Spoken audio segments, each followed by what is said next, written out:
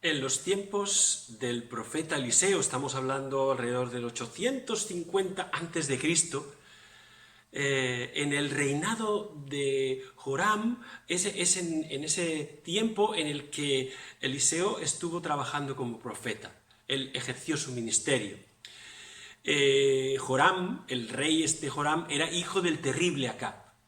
Durante el reinado de Acab, ya sabéis, tiene mucha fama, se había casado con Jezabel y el pueblo de Israel se había entregado totalmente al culto a Baal y al culto a Asera, y bueno, numerosos lugares altos donde se adoraba a esos dioses se habían levantado, y los reyes lo hacían así y lo habían transmitido a todo su pueblo, ¿no? Y es cierto que aunque en el tiempo de Joram hubo un tímido intento de reforma, pues casi todo siguió igual que los tiempos de su padre Acab y su madre Jezabel. Las cosas siguieron más o menos igual. Es decir, la situación espiritual de Israel era desastrosa. Y ya el profeta Elías había tenido que luchar contra viento y marea para predicar la palabra de Jehová. Había tenido que luchar firmemente y enfrentarse muchas veces al rey Acab. Y bueno, pues su sucesor Eliseo, pues tampoco lo tuvo fácil. La situación seguía siendo más o menos la misma, ¿no? Muy poca gente seguían al Dios verdadero. Ya en el tiempo de Elías ya se quejó al Señor de que él que estaba solo, ¿no? Y bueno, Dios le dijo, no estás solo, ¿eh? Hay 7.000 que no han doblado su rodilla. Por eso no digas, estoy solo. Era difícil la tarea que Eliseo tenía por delante, pero no estaba solo. Dios estaba con él. Y no solo Dios, muchos hombres y mujeres no habían doblado su rodilla ante los Baales. Eran hombres fieles que seguían ahí firmes, ¿no? Estos hombres y mujeres fueron fieles al Señor y a su palabra, y se mantuvieron firmes en tiempos muy difíciles para la fe.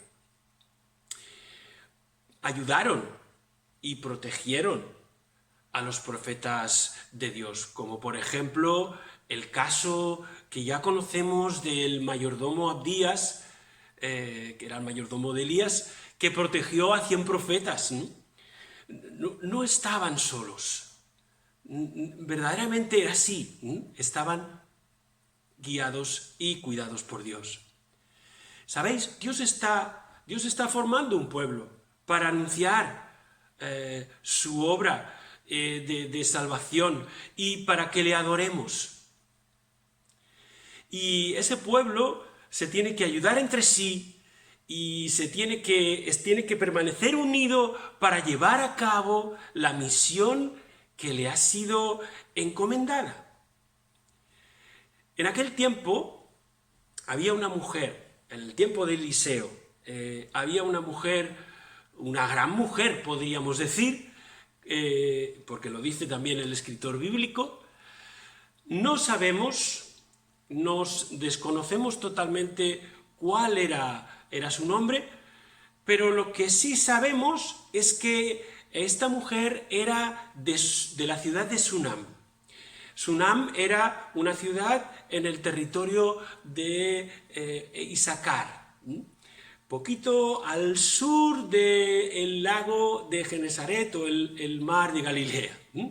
Pues Dios usó a esta mujer para ayudar y cuidar a su siervo, el profeta Eliseo. Vamos a leer brevemente en el libro de los Reyes, el segundo libro de los Reyes, en el capítulo 4 y en los versículos del 8 hasta el 17. Aconteció también que un día pasaba Eliseo por Sunem, y había allí una mujer importante que le invitaba insistentemente a que comiese, y cuando él pasaba por allí venía a la casa de ella a comer. Y ella dijo a su marido: He aquí ahora yo entiendo que este que siempre pasa por nuestra casa es varón santo de Dios. Yo te ruego que hagamos un pequeño aposento de paredes y pongamos allí cama, mesa, silla y candelero, para que cuando él viniese a nosotros, se quede en él. Y aconteció que un día vino él por allí, y se quedó en aquel aposento, y allí durmió. Entonces dijo a Giezi, su criado: Llama a esta suramita, y cuando la llamó, vino ella delante de él. Dijo él entonces a Giezi: Dile, he aquí, tú has estado solícita por nosotros, con todo este esmero. ¿Qué quieres que haga por ti? ¿Necesitas que hable por ti al rey? ¿O al general del ejército? Y ella respondió: Yo habito en medio de mi pueblo. Y él dijo: ¿Qué pues haremos por ella? Y Giezi respondió: He aquí que ella no tiene hijo, y su marido ya es viejo. Dijo entonces: Llámala. Y él la llamó, y ella se paró a la puerta. Y él le dijo: El año que viene, por este tiempo, abrazarás un hijo. Y ella dijo: No, señor mío, varón de Dios, no hagas burla de tu sierva. Mas la mujer concibió y dio a luz un hijo el año siguiente, y en el tiempo que Eliseo le había dicho. Gracias, Señor, por tu palabra. Amén. Pues bien, Dios usó a esta mujer que era de aquellas 7000 que no habían doblado su rodilla ante los dioses de aquel mundo. Se permaneció firme y permaneció fiel. Lo hizo para que su obra, la obra del Señor en aquella sociedad pecadora, pudiera avanzar. Dios la usó a ella, ¿no? Como también quiere usarnos a nosotros. Ella, como buena administradora de lo que Dios le había dado, participó con sus bienes para ayudar al siervo de Dios, a Eliseo. Y así ayudó para que se extendiera, de esta manera se extendiera su palabra en todo Israel a través del ministerio del profeta Eliseo. ¿Sabéis, hermanos y hermanas, nuestra sociedad también está lejos de Dios? Esto es algo que es muy obvio, ¿no? Todos lo sabemos. Nosotros, los que creemos en Dios y seguimos a Jesucristo como nuestro Salvador y nuestro Señor, somos también una minoría. No obstante, tenemos que ser luz y sal en este mundo de oscuridad, y como aquella mujer sunamita, debemos también administrar bien lo que Dios nos ha dado para que su obra avance.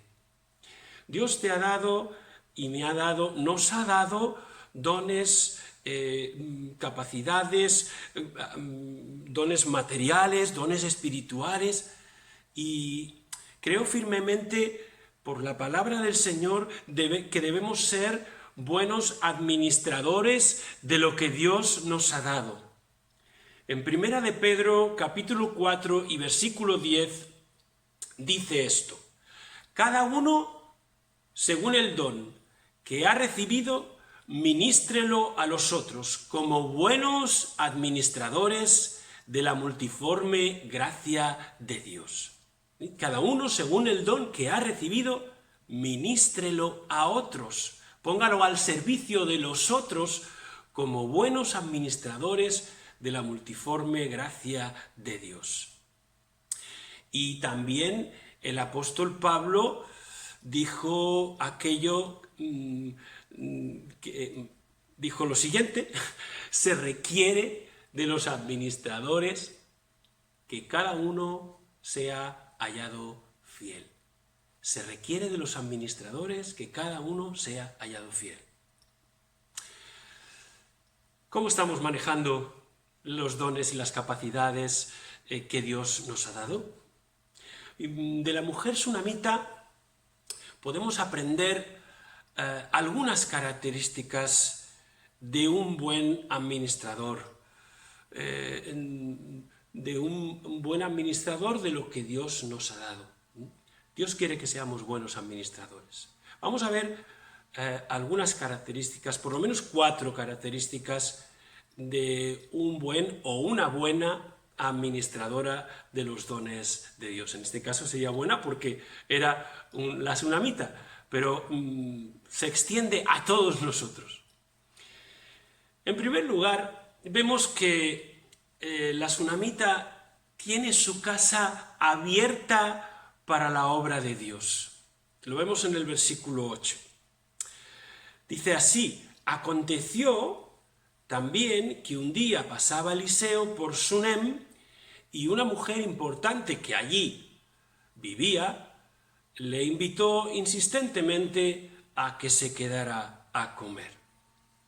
Cuando él pasaba por allí, venía a la casa de ella a comer. Es decir que lo que vemos aquí es que la sunamita abrió su casa al profeta Eliseo. Eliseo vivía seguramente en el Monte Carmelo o cerca del Monte Carmelo, pero claro, él hacía pues todo un recorrido para visitar el seminario de los profetas o para instruir al pueblo, iba de aquí para allá, ¿no? Y seguramente esta era su ocupación normal, a no ser que, bueno, pues fuera enviado por el Señor a una misión especial. Pero él, claro, tenía que ir para aquí y para allá. Pasaba por allí, pasaba por Sunem, pero él nunca le había dicho, nunca le había pedido nada a esta mujer, ¿no? Así como, por ejemplo, Elías tuvo que hacerlo, ¿no? Con aquella mujer también. Es ella la que insiste en que se quede en su casa para comer. Como cristianos, esto es algo que yo creo que la gran mayoría de nosotros nos cuesta un poquito, ¿no? Hemos llamado a ser hospitalarios y a recibir a nuestros hermanos en nuestra casa y también a otros, ¿no? Que no lo sean, que no lo son, ¿no? A abrir nuestras casas, ¿no? Y a veces somos un poco cerrados, tenemos que reconocerlo, ¿no? En Romanos capítulo 12 y versículo 13 dice: compartid las necesidades de los santos y practicad la hospitalidad. Estamos llamados por el Señor a practicar la hospitalidad, como hemos leído ahora en Romanos capítulo 12 y verso 13. A recibir a los que vienen de afuera como si llegaran a su casa, ¿no?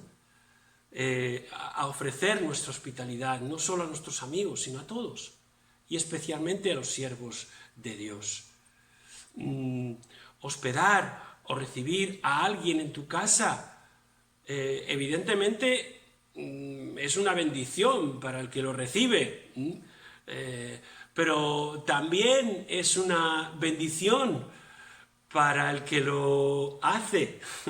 No os olvidéis de lo que dice la palabra en Hebreos capítulo 13 y versículo 2. No os olvidéis de la hospitalidad, porque por ella algunos, sin saberlo, hospedaron ángeles. Ya sabemos a qué historia se refiere, ¿no?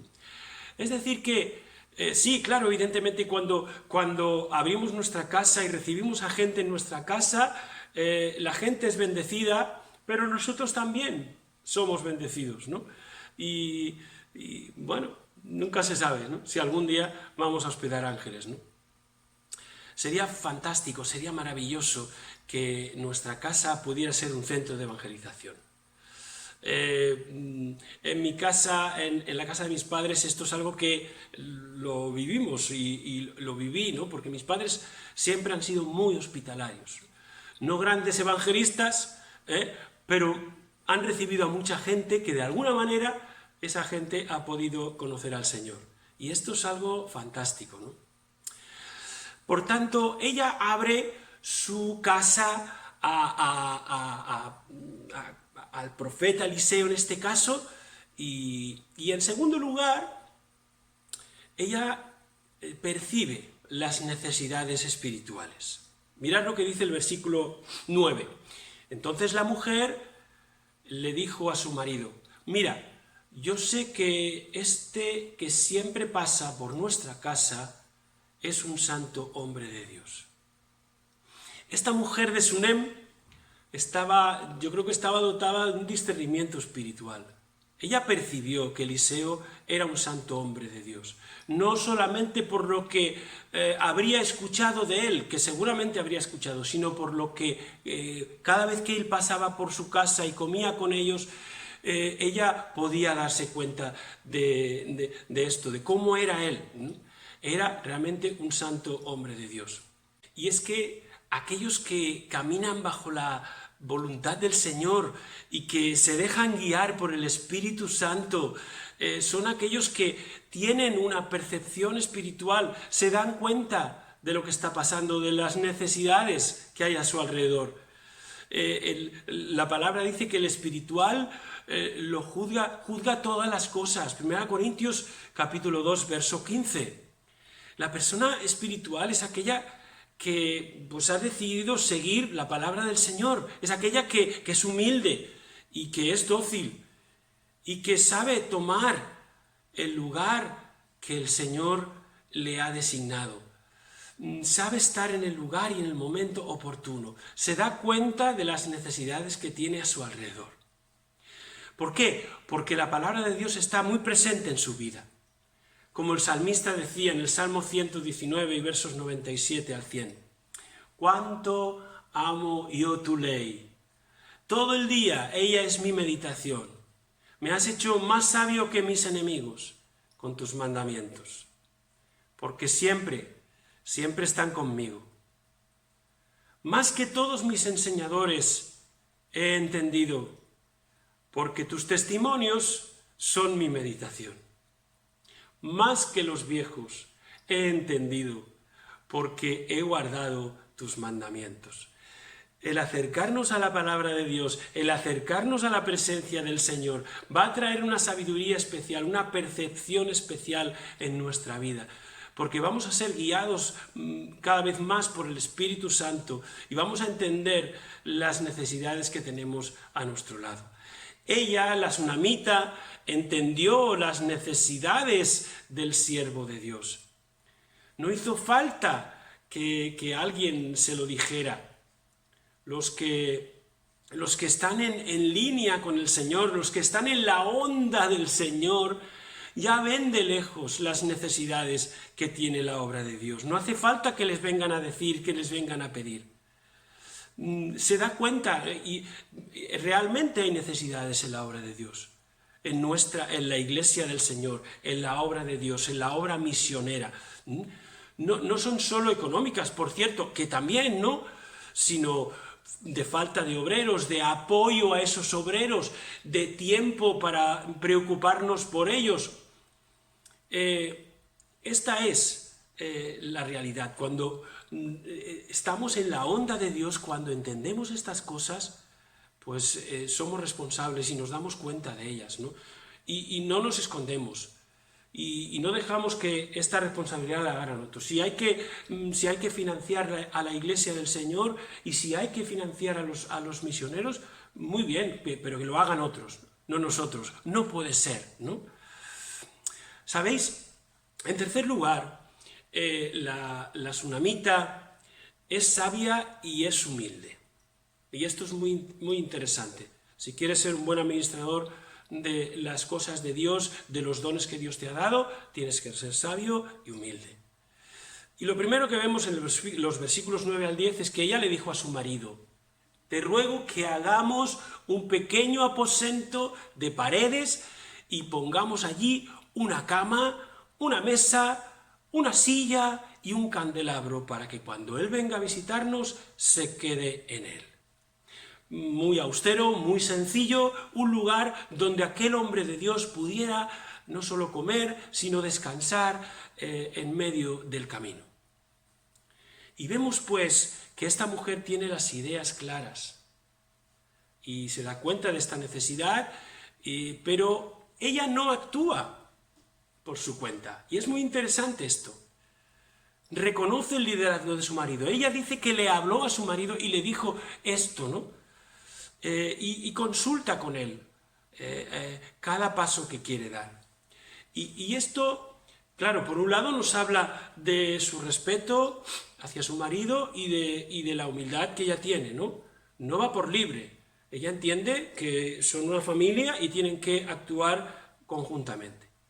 Entendía ella que su marido no era un mero objeto de decoración, sino que los dos estaban juntos para todo. No se le había ocurrido a su marido, se le había ocurrido a ella, pero a ella dijo, vamos a hacerlo juntos, y yo te voy a hacer partícipe de esto, ¿no? Por tanto, ellos tenían que actuar juntos, y nosotros también, ¿no?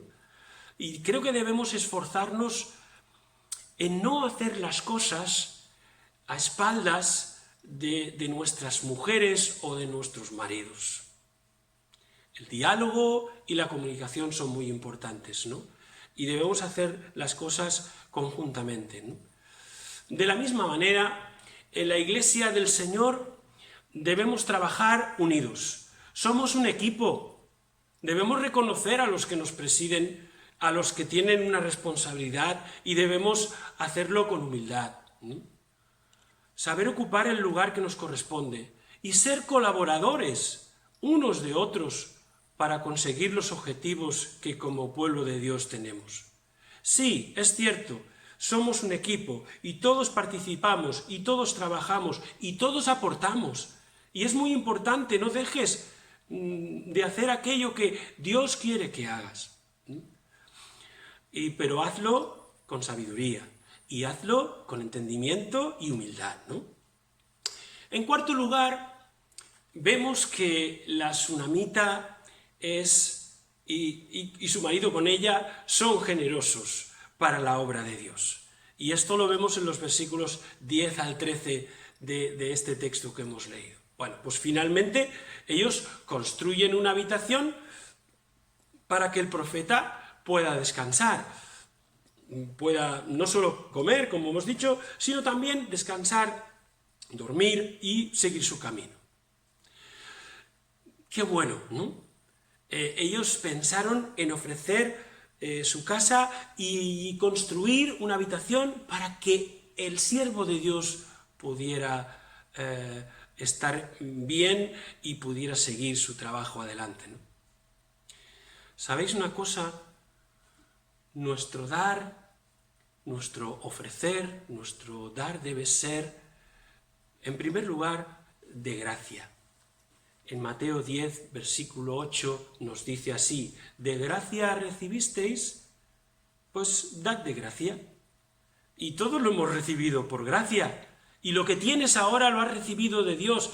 Y no pensemos que lo hemos conseguido nosotros. Dios ha estado detrás tuyo.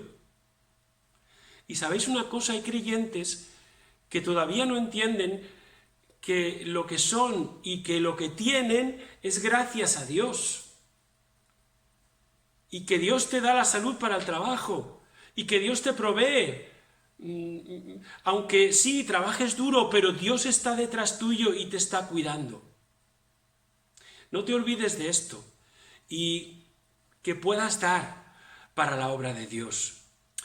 En segundo lugar, debemos dar, nuestro dar tiene que ser voluntario, tiene que salir de nuestro corazón. No podemos hacerlo ni por interés, ni por quedar bien, debemos hacerlo porque amamos a Dios y nos sale como una respuesta a nuestro Dios, ¿no?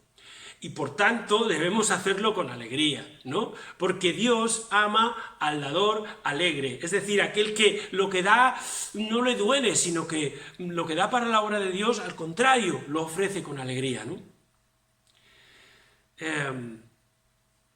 La tsunamita no está contenta con lo que tiene, Perdón, está contenta, mejor dicho, ¿no? Está contenta con lo que tiene y en ningún momento busca una contraprestación y le dice a Eliseo, pues si tú me das esto, yo... No. Pero ¿sabéis una cosa? Dios no se olvida de lo que hacemos para otros. Hebreos 6:10.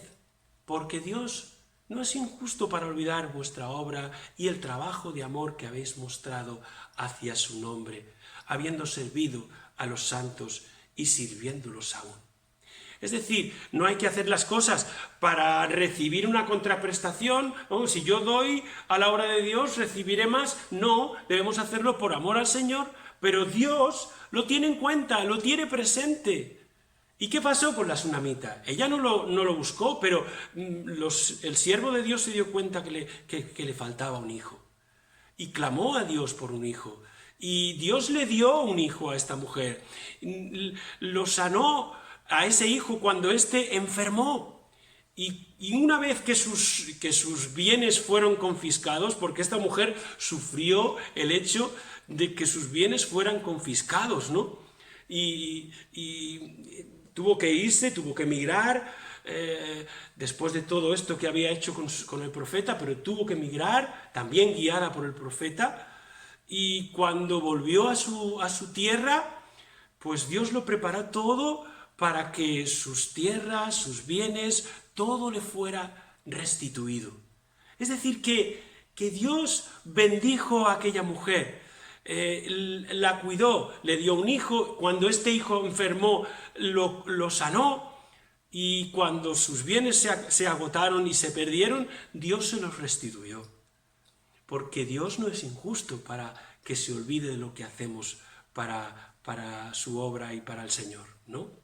Por tanto, nuestro dar ha de ser evidentemente espontáneo, de corazón, debemos hacerlo con alegría, debemos hacerlo porque amamos al Señor y no por interés de lo que vamos a recibir, pero Dios lo hará y Dios nos dará aquello que necesitamos y nos suplirá en nuestras necesidades. Pues bien, si queremos ser buenos administradores de todo lo que Dios nos ha dado, pensemos en primer lugar, siguiendo el ejemplo de la tsunamita, que todo lo que tenemos lo pongamos a disposición del Señor para que Él lo use. Que seamos conscientes de que todo lo hemos recibido por gracia y que es del Señor, ¿no? En segundo lugar, que nos mantengamos en la onda de Dios para darnos cuenta de cuáles son las necesidades de su obra. Que podamos percibir las necesidades sin que nos tengan que decir ni siquiera, sino que estemos pendientes de lo que necesita la obra de Dios y los obreros del Señor, ¿no? En tercer lugar, que seamos humildes y que no trabajemos para el Señor por libre, cada uno a lo suyo, ¿no? Sino que trabajemos en equipo, en nuestro hogar, por cierto, y también en la iglesia del Señor. Y en último lugar, que seamos generosos para la obra de Dios, como lo fue esta mujer tsunamita, que nosotros también seamos generosos y que lo hagamos primero porque lo sentimos de corazón, porque nos sale, porque amamos a Dios, no por interés, no para que Dios nos bendiga de una forma especial, porque si damos vamos a recibir, sino todo lo contrario, desinteresadamente. Eso lo hacemos por amor a Dios. Pero es cierto también, y acordaros de lo que estábamos diciendo, que Dios se va a acordar de nuestras necesidades y nos va a cuidar, e incluso más allá, va a suplir superabundantemente para nosotros.